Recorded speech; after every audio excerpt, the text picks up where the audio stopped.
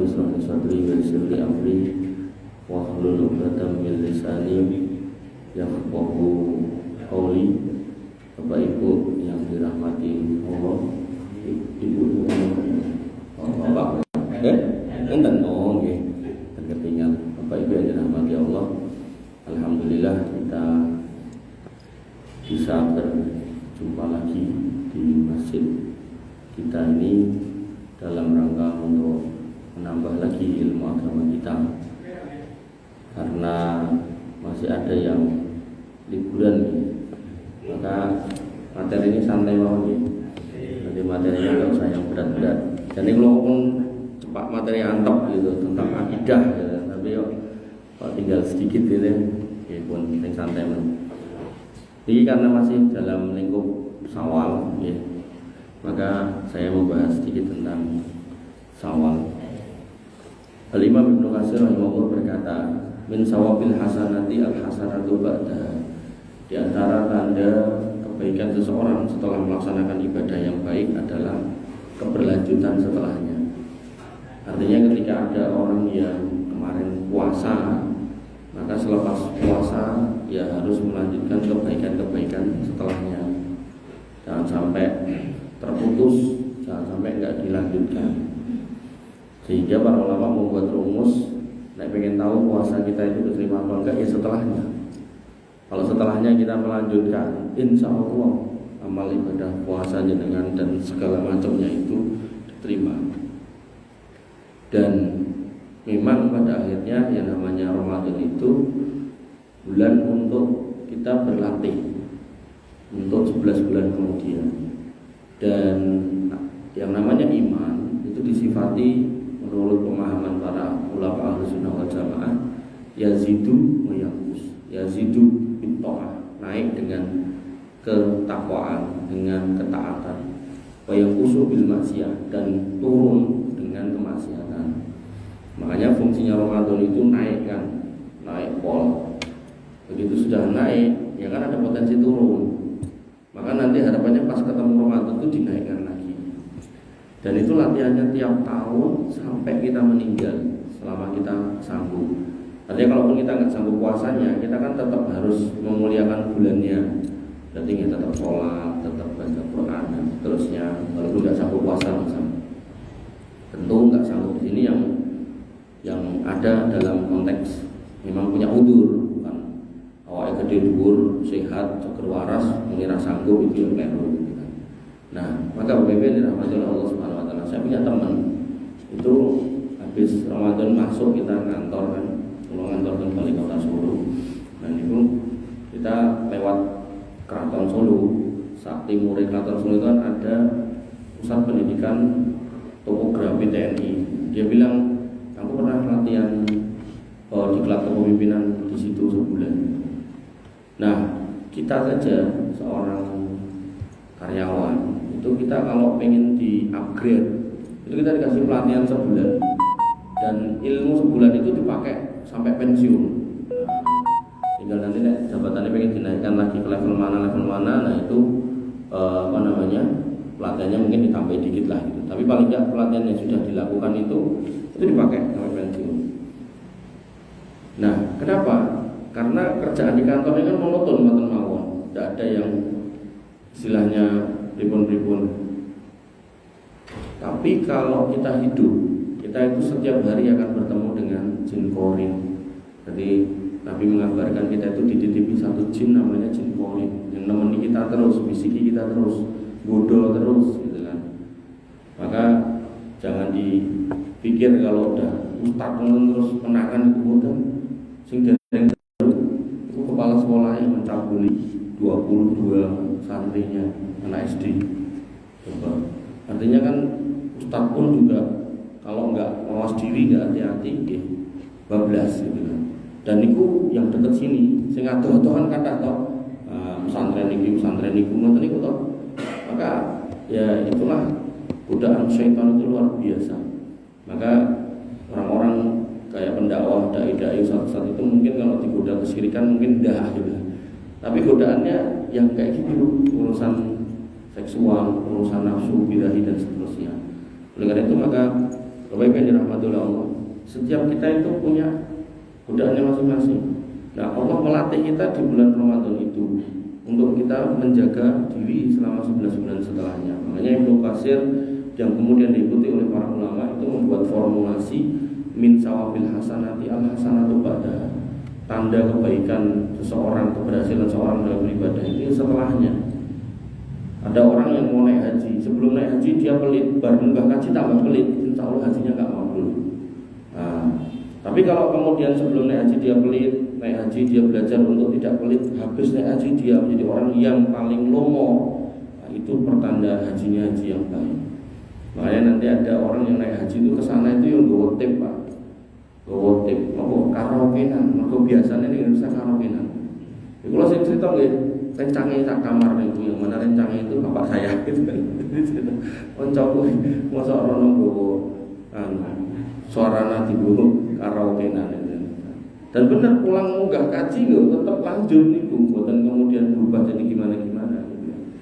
Makanya ketika kita penasaran amalku jadi tombol orang atau nah kita lihat apa amal yang dengan maksud sholat misalnya.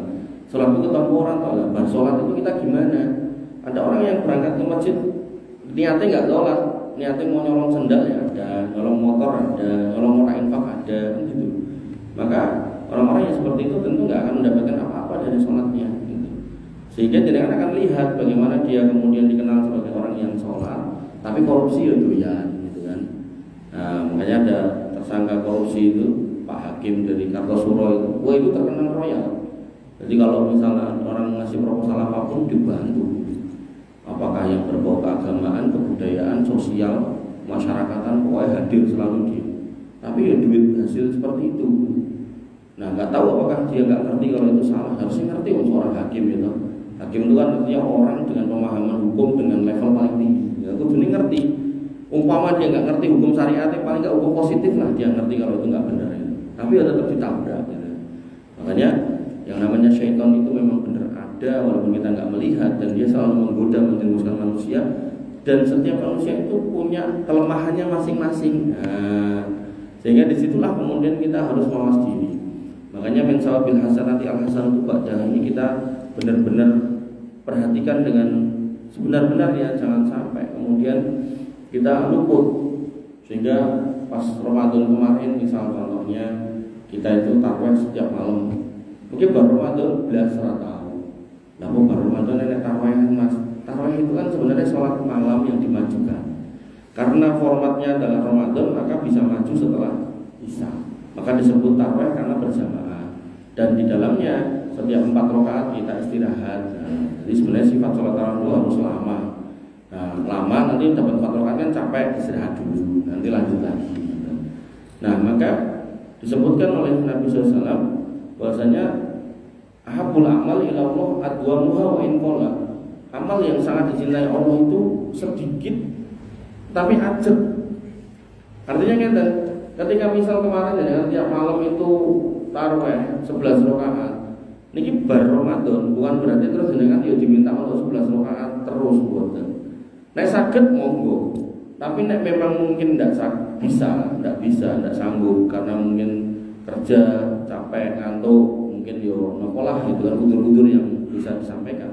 Karena itu sifatnya sholat sunnah, maka jenengan bisa memformulasi sendiri. Nah, bisa memformulasi sendiri dan aku isone 10 atau 15 menit saat durungnya dan subuh, misalnya dan subuh jam 4, jenengan bisa bangun seperempat jam sebelumnya. Nah, dalam waktu yang mepet itu ternyata jenengan sanggupnya 21, ya udah 21. Jenengan lakukan terus setiap hari. Kan adwamuha wa in qalla, sedikit tapi ajal. Oh ternyata jenengan bangunnya setengah jam, ya monggo. Setengah jam misal jenengan memformat 4+3, monggo silakan. Lakukan setiap hari. Wah aku udah setiap hari raiso masuk soalnya dari Senin Kamis sekalian sahur, monggo nggak apa-apa. Begitu pula puasa, Ramadan puasa full 3 bulan, sebulan 30 hari. Maka bukan berarti bar poso jenengan pas awal niki kan poso juga full buatan. Maka jenengan pilih. Oh aku milih Senin Kamis, monggo. Paling buatan sawale riyen dinampungke dina niku. Terus mungkin jenengan pilih Senin Kamis, monggo. Atau milih poso Daud, monggo. Atau milih yang sebulan 3 kali Ayyamul Bid tanggal 13, 14, 15 ini monggo.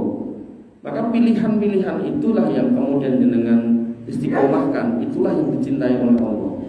Yang kemudian kurang tepat itu ketika pas Ramadan itu benar-benar jadi orang yang paling bertakwa.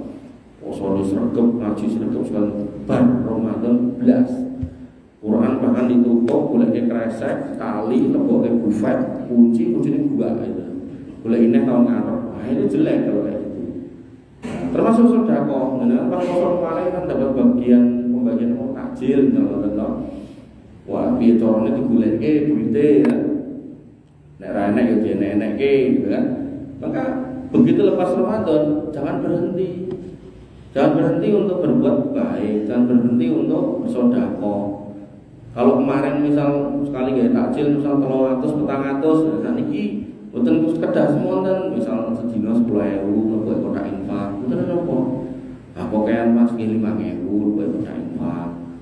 Pokoke Mas ya 2.000. Tapi nek sugih 2.000 ya ora patut. Dan kula niku ngisi pengawasan di banyak masjid niku. Dari masjid-masjid yang saya datang itu banyak yang curhat gitu kan tentang keuangan yang mepet gitu. Bahkan masjid itu singkir gede, itu datangnya rame. Itu langsung ngomong sama saya tuh, ini berbulan ini sisanya mau 50.000 masih. Baru itu ya boleh meneh. Sisanya ya ngomong ini ya gitu.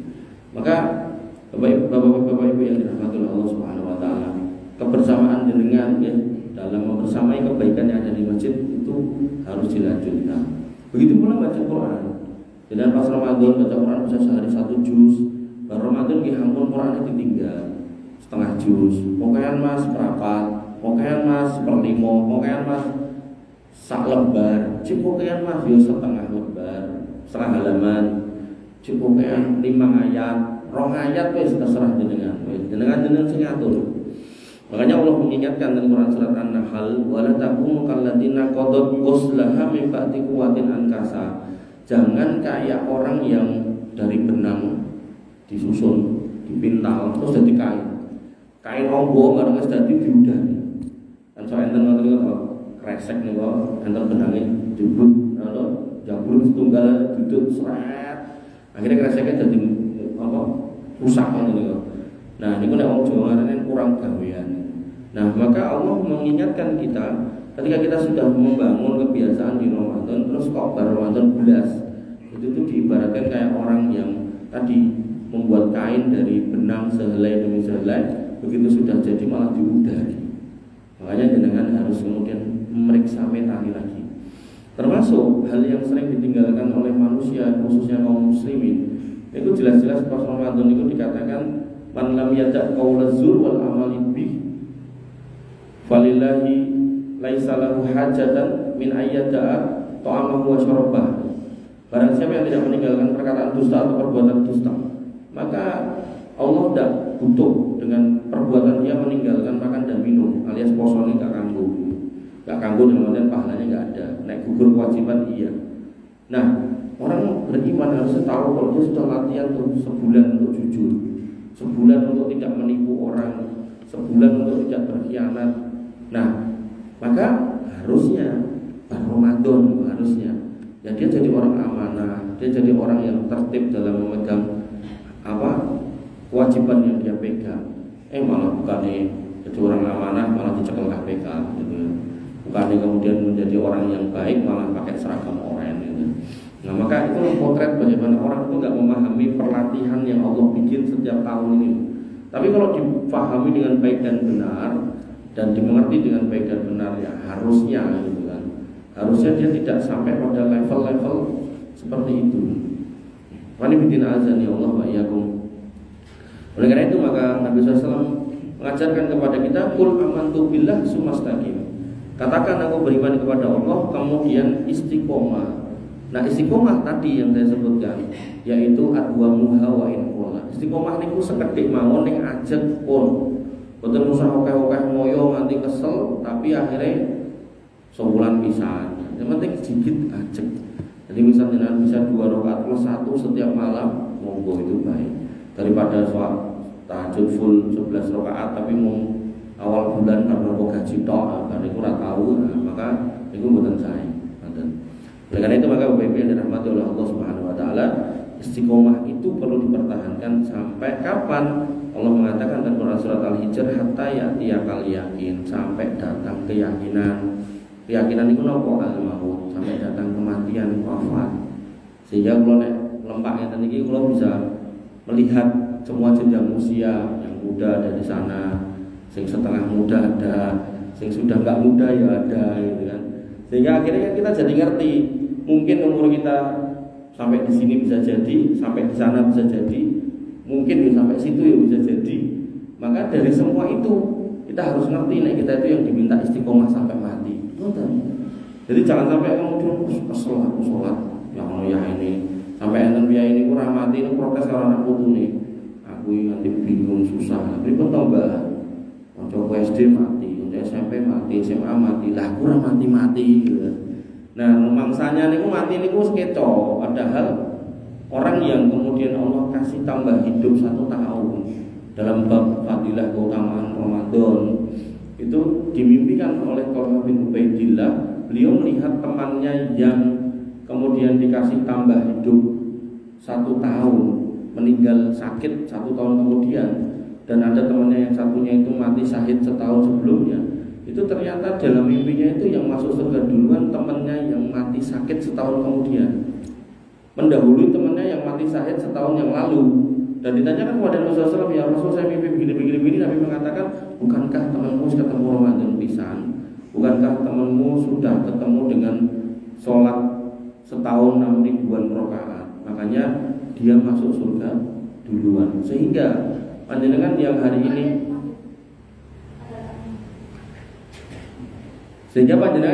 ini ketambahan yuswa sehingga bisa menjalankan puasa Ramadan dan sholat 6.000 rakaat setahun niku. 6.000 rakaat niku 5 waktu niku lho, dikali 360 ketemunya 6.120. Nah niku jenengan insya Allah bisa masuk surga lebih dulu dibandingkan orang yang seusia jenengan dan mati syahid tapi tahun lalu gitu. Kan lumayan. Dan surga itu bertingkat-tingkat, bahkan dalam satu jenjang untuk orang yang mati syahid itu ada 100 tingkatan, di mana setiap tingkatan itu jaraknya seperti langit dan bumi. Langit sana yang di atas kita ini dengan bumi, langit dunia yang pertama dengan bumi itu jaraknya dalam sebuah riwayat di kitab Tauhid itu 500 tahun perjalanan. Waduh. Sehingga Bapak Ibu yang dirahmati oleh Allah Subhanahu wa taala, ketika kita bisa mengungguli orang lain, kenapa kita harus mencari yang lebih rendah? Makanya Nabi ketika mengajarkan kepada kita, ketika meminta surga, fas'alul firdaus, mintalah surga firdaus. Fa innaha a'lal jannah, dia surga yang paling tinggi. Jadi kalau dalam pepatah bahasa Indonesia itu, gantungkan cita-citamu setinggi langit, nek meleset ning langit jatuhmu di awan-awan, kan gitu. Tapi nek gantungkan cita-citamu setinggi langit-langit, ya cebloke ning mriki gitu kan. Nah, maka seorang muslim itu cita-citanya harus yang tinggi.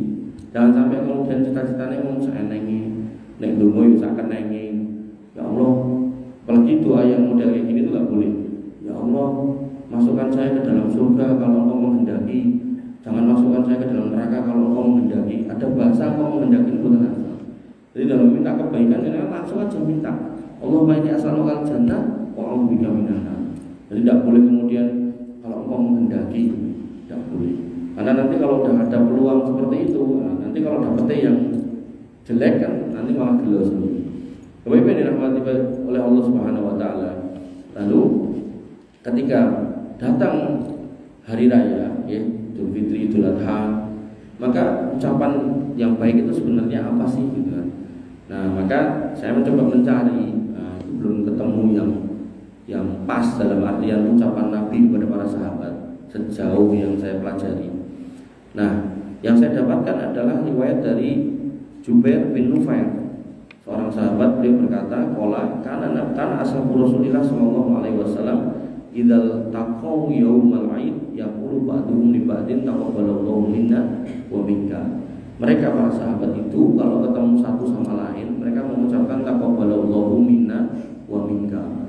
Semoga Allah menerima amal ibadah kami, kita dan kamu. Nah, kemudian ini berarti amalnya para sahabat. Kemudian saya mencoba untuk mencari fatwa ulama yang mendukung itu.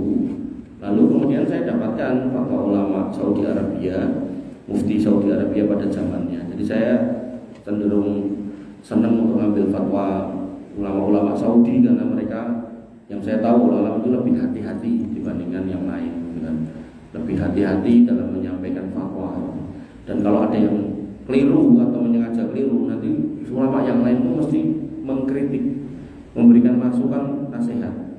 Makanya di sana itu ulama banyak, tapi mereka punya namanya Hay'ah Kibarul Ulama. Jadi majelis tinggi para ulama yang itu hanya beberapa orang, mungkin 5 sampai 6 atau 7 orang gitu. Sehingga kalau fatwa-fatwa yang besar itu harus dari mereka. Nah, ulama-ulama yang kecil ini ya, mereka bisa menjawab pertanyaan. Jadi sifatnya pertanyaan. Nah, maka pada waktu itu mufti di Hay'ah Kibarul Ulama itu ada namanya Syekh Muhammad bin Shalih Al-Utsaimin, dah wafat sekarang. Nah, pernah ditanya apa ucapan selamat hari raya, maka beliau mengatakan tidak ada riwayat yang dicontohkan Nabi kepada kita. Yang ada adalah contoh dari para sahabat. Nah, Bapak Ibu yang dirahmati oleh Allah Subhanahu wa taala, sehingga beliau membuat koridor, prinsipnya apapun boleh selama tidak ada kandungan doa yang jelek atau perkataan yang tidak baik. Nah, maka ketika kita kembali kepada hadis, sunnah, bahkan sunnah Nabi SAW pun nggak semua bisa kita terapkan. Contoh, zaman dulu masjid itu bawahnya pasir, sehingga sebagian orang sholat ke masjid pakai sendal. Maka hari ini hampir semua masjid pakai karpet atau keramik. Maka sunnah ke masjid pakai sendal itu tidak bisa diterapkan. Jangankan di sini, di Masjid Nabawi aja jenengan misal masuk sana, barangkali ada yang sampun haji atau umroh, itu kan jenengan harus mencopot sendal dan masukkan ke kresek gitu. Ini menjadi dasar kalau sunnah itu pun nggak bisa dilakukan di tempat Nabi SAW pada zaman itu, yaitu di Madinah. Contoh haji sunnah yang nggak bisa diterapkan itu, Nabi pernah mengajarkan atau menyampaikan orang yang menggarap tanah yang mati, tanah yang nggak digarap, itu nanti yang garap itu boleh memiliki. Misal tentang kebun suwung memiliki, sing duwe misal merantau ke Jakarta atau Budi atau ngurusi, tiba-tiba tak tanggulane, tak PE, betul sakit ngoten niku. Nah, maka yang seperti itu pun nggak bisa diterapkan, apalagi Nabi nggak pernah mencontohkan. Maka kalau nggak pernah mencontohkan, ada fleksibilitas.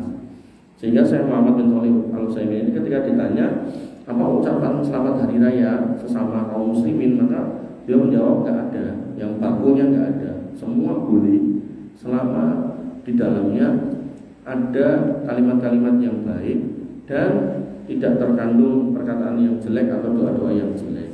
Nah, makanya ketika kemudian kita mau nyontoh para sahabat, tak apa-apa. Taqabbalallahu minna wa minkum, tak apa-apa.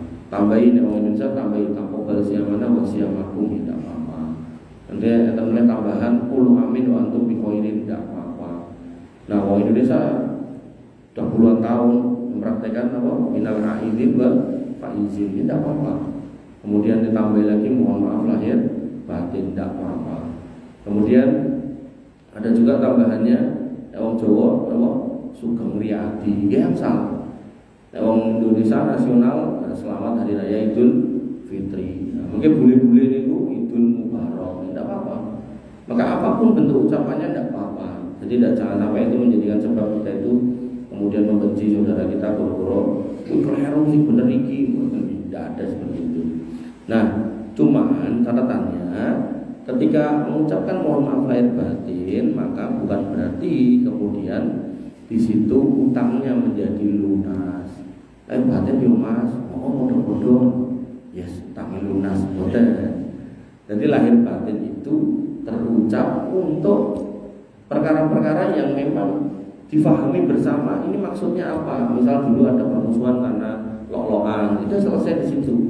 Tapi untuk yang tidak terucap, yang memang harus diakatkan, ya tetap harus diakatkan sampai selesai. Nah, sehingga kalau dengan kerso maknanya adalah melunasi utang, maka bahasanya lain batin yo Mas, utangmu 30 juta kae lunas sisan yo. Ya ini ngomong, "Oh, padha-padha serapopo tak putihke." Niku lunas tenan 30 juta rasa bayar. Tapi nek tidak pernah terucap itu ya tidak boleh. Kemudian orang yang lain batin menganggap itu wis lunas urusannya, tidak bisa. Makanya Nabi SAW mengingatkan ad-dulmu salasa. Kedoliman itu enten 3. Pertama, ad-dulmu la yaghfiruhu, kedoliman yang Allah tidak akan mengampuni. Kemudian yang kedua, wadulmu yaghfiruhu, kedoliman yang Allah akan mengampuni. Kemudian yang ketiga, wadulmu la yatrukuhu, kedoliman yang Allah tidak akan biarkan. Singkatnya, kedoliman yang kalau dibawa mati Allah tidak akan mau mengampuni adalah kesyirikan. Maka seorang muslim tidak boleh terlibat dalam kesyirikan. Nanti dalam bab kesyirikan itu disampaikan atau disebutkan orang-orang yang melakukan kesyirikan dosanya dibawa mati. Yang pertama nggak diampuni, yang kedua semua amalnya dihapus, yang ketiga diwajibkan masuk neraka, yang keempat ditolak untuk masuk surga selama-lamanya. Nah, padahal kedoliman yang berikutnya, kedoliman yang Allah akan ampuni, yaitu kedoliman seorang hamba pada dirinya. Misal nanti ngunjuk baju gendeng, pernah ngemplok pil koplo lan sak pitulute yang misal ngoten niku, pernah jajan sengsu gitu kan. Nah, maka itu kan kedoliman pada dirinya. Kok kemudian dia nggak meminta ampun di dunia, dibawa mati di akhirat Allah mudah untuk mengampuni.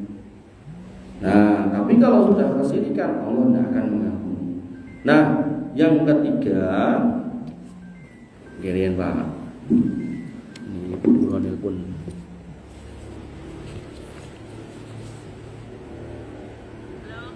Halo, pripun? Sampai barisa. Insyaallah pripun.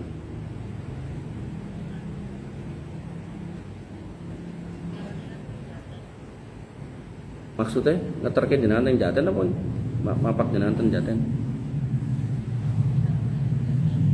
Lagi berarti.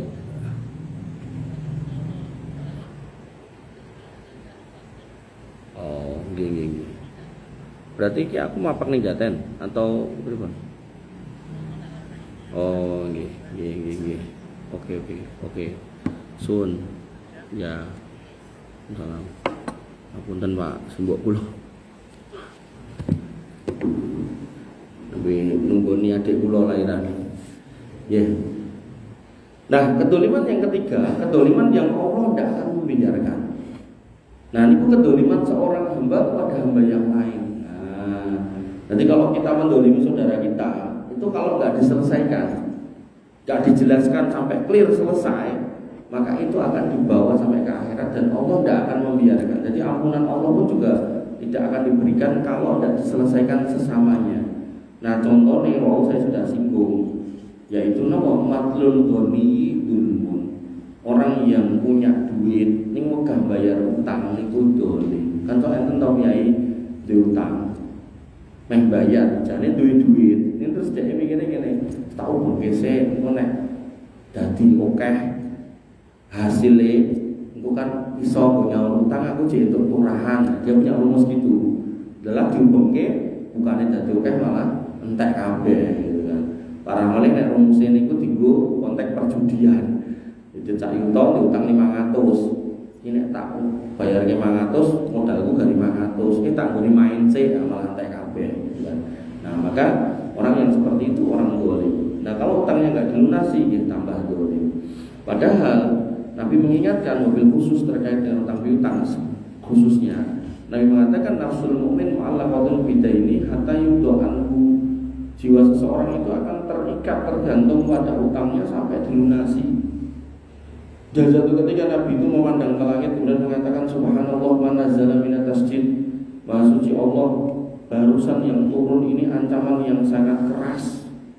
Para sahabat bertanya, apa ya Rasul? Nabi mengatakan walladzi nafsi biyadih, demi Allah yang menggenggam jiwa Muhammad, lau anna rajulan qutila fi sabilillah.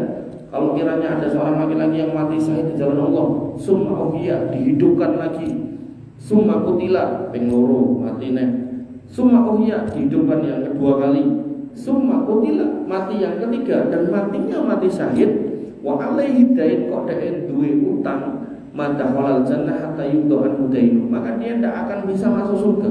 Bayangkan mati syahid ping 3, tidak bisa masuk surga karena masih punya utang. Mengerikan utang piutang ini. Dan ini karakter jelek kalau nggak dirubah itu bisa menjadi malapetaka buat hubungan kekeluargaan, kemasyarakatan. Dan hari ini kita lihat banyak orang itu sudah tidak peduli dengan yang kayak gini. Makanya dia kalau mendolimi orang lain itu, kayak dulu kita dengar orang korupsi ini kan 1 miliar, 2 miliar, mulai mundak puluhan miliar, mulai mundak ratusan miliar, ini triliun kan, pun buatan miliar, mana triliun. Nyolong emas naik garong nih kan toko emas paling itu ya 1 kilo, 2 kilo, 3 kilo, 10 kilo lah. Kita nantam nyolongnya 190 ton toko. Itu udah jeblek ya mati mencatat. Nah maka mereka itu nggak terpikir, maksudnya mereka harus mempertanggungjawabkan. Jangankan sedikit, jangankan banyak segitu, sedikit pun kita itu harus bertanggung jawab. Makanya saya sering nyontohkan orang kalau punya utang 25.000, selawe itu apa? Martabak kali. Nah, ini ku umpami, kalau martabak lali dari duitnya, terus kita nopo martabak itu melayu, yes, dia lali nagih. Rumangsa kita kan untuk martabak ya. Nah, ning akhirat mungkin ditagih 20.000 atau 25.000 niku mboten bentuk duit pun mboten pajeng. Sing ditagih niku namung ganjaran. Yang jenengan sholat dalam sebuah riwayat itu enten riwayat yang menyatakan pahalane selangkung, enten sing menyatakan pahalane 17. Nah, nek pahalane selangkung mau, berarti kan jenengan kudu sholat jamaah ping 1000. Nek setahun misalnya jamaah ping 330, berarti kan butuh 3 tahun untuk melunasi utang mung selawe. Piye nek selawe juta? Pripun nek selawe miliar? Pripun nek selawe triliun? Kebiasaan. Makanya orang kalau memahami ini, dia nggak akan berani untuk ngambil harta orang lain, walaupun 1 rupiah, walaupun 100 perak tak mau. Makanya nanti kita akan dapati para ulama yang sangat warok. Salah satu contohnya adalah Sufyan Ats-Tsauri. Sufyan Ats-Tsauri itu pada zamannya digelari sebagai Amirul Mukminin fil Hadis, orang yang menjadi pemimpin kaum muslimin dalam bidang hadis. Kenapa? Karena beliau pada waktu itu hafalan hadisnya yang paling banyak, sehingga orang-orang yang merujuk pada pendapat Al-Imam Sufyan Ats-Tsauri itu orang lain menggelari mereka sebagai orang yang bermadhab Ats-Tsauri. Jadi ada madhab Ats-Tsauri, cuman pada perjalanan waktunya nanti muncul madhab yang 4 itu, ini madhab ini tenggelam. Nah, tapi nggak bisa dipungkiri keutamaan beliau Al-Imam Sufyan Ats-Tsauri rahimahullah. Nah, saking utamanya, saking alimnya, penguasa pada zaman itu pengen ngerekrut beliau ini jadi pejabat, nggak mau, karena dia ini orang yang kalau sampai melihat masyarakatnya itu terlibat dalam dosa atau permasalahan yang berbau kemaksiatan, dia ini orangnya modelnya gampang ngetok getah, nangis getah, mimisan gitu. Jadi dia nggak sanggup. Bahkan ketika ditawari jadi hakim dia nggak mau. Dan penguasa ini pun buatan berhenti mau ditawari wegah terus dia ya wes buatan dipaksa. Nah, kowe ra gelem tak gebuk. Wah, tak dera, tak cambuk, melayu niki Al-Imam Sufyan Ats-Tsauri. Melayu nih buatan main-main, buatan mau pindah omah niki pindah niku buatan sampai keluar kota, luar negeri. Dan Amirul Mukminin pada waktu itu tidak menyerah, bikin sayembara. Hadiah sekian ribu dinar bagi yang bisa tangkap. Nah, sampailah beliau itu bersembunyi dari kebun kurma ke kebun kurma. Di situ beliau ya sambil sembunyi, sambil kerja untuk mencukupi kebutuhannya. Nah, di salah satu kebun kurma itu didatangi pemungut zakat. Pemungut zakat ini kemudian pengen tahu, ngetes, iki karyawannya ini termasuk sing wonge geragas napa mboten. Nek basa Jawane kan geragas, mungkin kosok balene dalam bahasa Arab itu namanya waro. Waro itu orang yang mboten kemerangsang. Nah, maka si pemungut zakat bertanya pada Sufyan Ats-Tsauri, dia belum tahu kalau itu Sufyan Ats-Tsauri. Mas, bedone kurma ning kebon kene karo ning sebelah kono apa yo? Nah, Sufyan Ats-Tsauri mengatakan nek sing kebun sana saya tahu karena saya pernah makan yang di sana.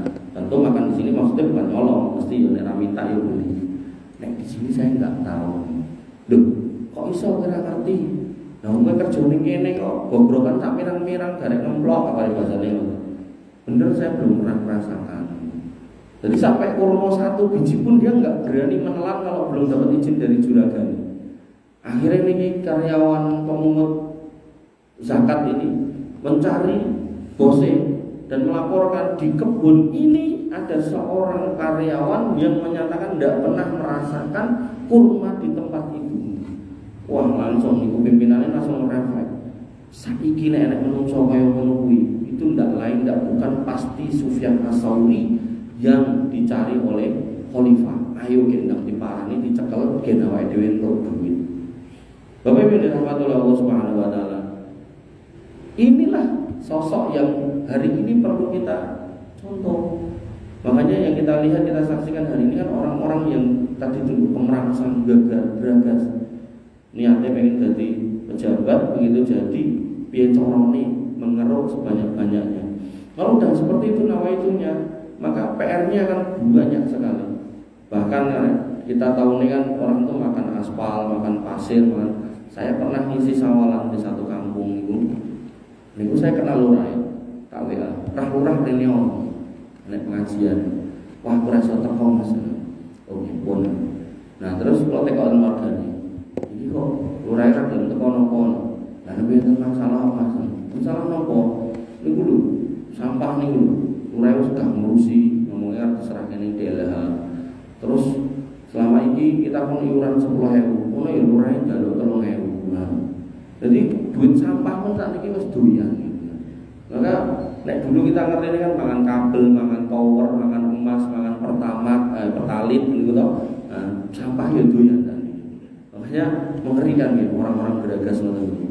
Bapak Ibu dirahmati oleh Allah Subhanahu wa taala. Karena beragas ini bukan perkara yang biasa dalam agama, maka Nabi kemudian mempertanyakan akan dulu nama muflis. Tahu nggak kamu siapa orang bangkrut? Otomatis sahabat dengan logika mereka menjawab, orang bangkrut al-muflisu fina di antara kita la dirhama wala mata. Orang yang tidak punya duit juga tidak punya properti. Kan kadang ada orang tidak bawa duit, tapi dia punya rumah, punya tanah, punya sawah gitu kan. Nah, ini dia kan dia nggak punya properti apapun, tapi juga nggak punya duit. Jadi wes pokoknya nopo, mari bahasanya sekiranya nyekek lah gitu. Kemudian kalau kata Nabi SAW, innal muflisa min ummati. Orang bangkrut di umatku itu. Jadi ini orang bangkrutnya berarti umatku loh. Nanti ini bisa jadi kita. Dan kemudian disifati yang pertama adalah umatku. Yang kedua, yakti yaumal qiyamah. Dia nanti akan datang di hari kiamat disolatin dengan pahala solat loh. Umatku solat. Jadi mungkin nek wong ora salat, yes, sing salat bangkrut berarti sing ora salat ora. Niku kleru. Nek nyandai ngoten niku kleru. Sing bener pripun? Wong salat wae nek potensi bangkrut apa meneh ra salat kan ngoten. Kados ketika ayat dikatakan wailul lil musallin, celaka orang yang salat. Nah, orang salat aja ada yang berpotensi celaka, apa meneh gak salat. Makanya nanti ada anak-anak muda niku dikongkon kuliah, kuliah ngopo kuliah kok kelo delok sikae sarjana nganggur lho. Justru sing sarjana nganggur kuwi kamu harus jadi lebih baik daripada sarjana yang nganggur, bukan malah gak sekolah kan itu harusnya loh ya.